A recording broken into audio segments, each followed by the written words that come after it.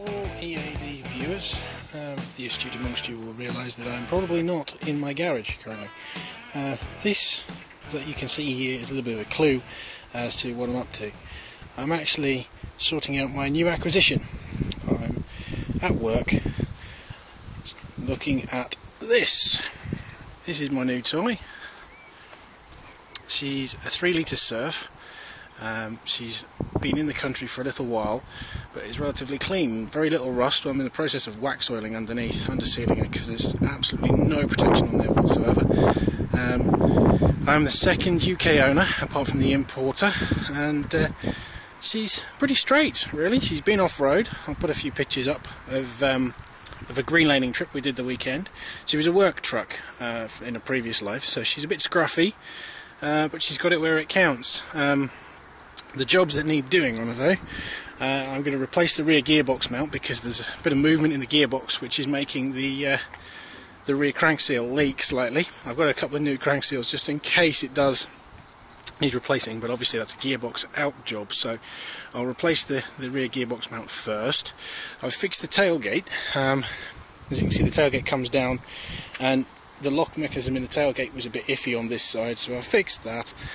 She needs some new belts in the engine bay because the aircon belt's missing and that kind of thing, and she needs new boots. The tyres are worn, but she came to me with a year's MOT and 6 months worth of tax, and yeah, she's got a tow hitch, so that'll be handy for moving things about, and should be a lot of fun. So long-term plans, I'm going to put some Land Cruiser springs on her. On the Surfs, the Land Cruiser springs are a straight fit, and they bring the car up by about 3 inches, and in so doing they give you a bit more sort of options off-road and stuff like that. So bring her up at the back with Land Cruiser springs, wind the torsion bar up at the front, and that'll give me like a 3-inch lift. And some nice new tyres, probably get black steels. They're 15-inch rims on these, 16 on a Land Rover and 15 standard on one of these. So it'll be general grabbers, probably something like that, the ATs on steel rims, and then we go play. So this is my new toy. I'm just, as I say, wax on that and getting her ready for winter. See you soon. Bye.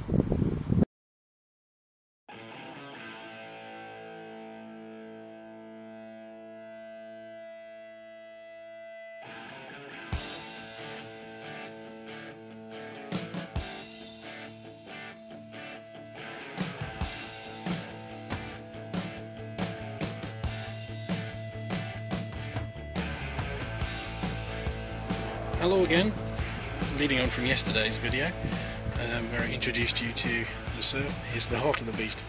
This is a 3-litre engine, turbo diesel, similar to the first generation early Land Cruisers, I'm told.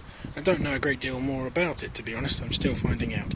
The type of truck that I have is a KZN 130. It's a 2nd generation Surf, and yeah, that's pretty much it really. There's not much more to say. It's a big diesel lump, it's not complicated. Turbo's down on the left there.